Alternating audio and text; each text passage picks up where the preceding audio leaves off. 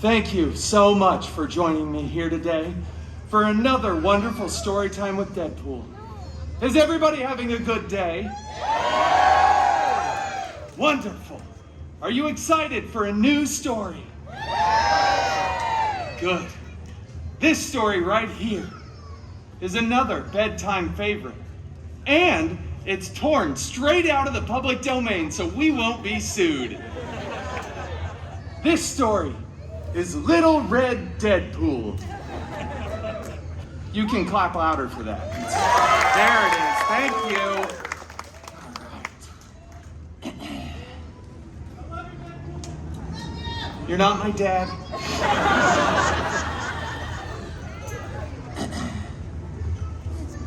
Once upon a time,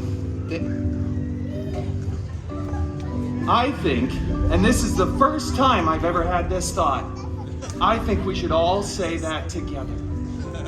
On 3. 1, 2, 3. Once upon a time. None of you put your heart into that. I didn't believe it. Once upon a time, Little Red Deadpool set off to see her grandmother in a dark forest and bring her a basket of churros. You see, Little Red's grandmother was a real misanthrope who lived alone in this dark forest, not in a nice, clean, assisted living facility like most of our Mimas are forced to live in against their will.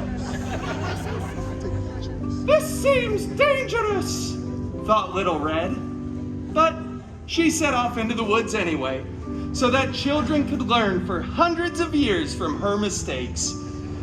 It's a real after-school special kind of cautionary tale. So Little Red skipped merrily through the forest, right past a bunch of unnecessary exposition, and arrived at Grandma's cottage.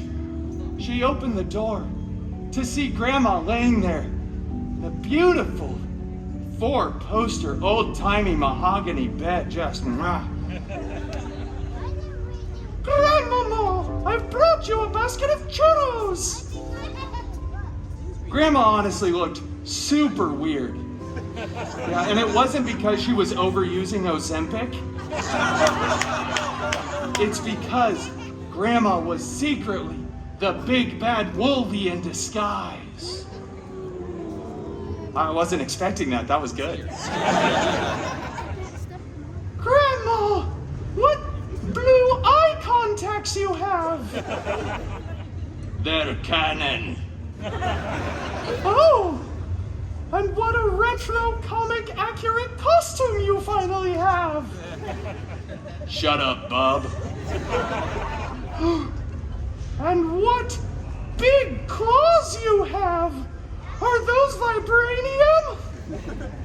They're adamantium. Shing! Grandma's not Australian!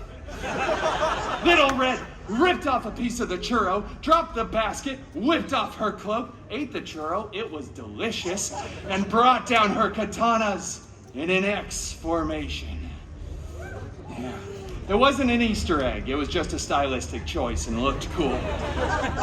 Little Red looked over at Wolverine and said, "Bring it on, Peanut!" They action leaped at each other. It was a huge fight. There were claws and katanas breaking furniture. Nobody got any splinters, though. It was good. The claws and the katanas ripped apart the mattress, and CGI hay went everywhere. Which is weird because CGI hay is like 500 times more expensive than regular hay would have been. But eventually, both of the fighters reached their climax in the fight and slumped down onto the ground. "Churro," said Little Red to Wolvie in his regular voice because falsettos are hard and I'm getting lightheaded. "Sure." So they shared that churro. They shared that churro Lady and the Tramp style as they looked around at all the destruction and CGI straw. Little Red spoke. "You know, I bet we could fix this place up real nice, Wolvie. Grandma's probably willing to sell." Where is Grandma anyway? She's on vacation. Oh, that's not ominous or foreboding at all. In fact, I trust you fully. Do you want to be roommates? Yeah. And so they were roommates.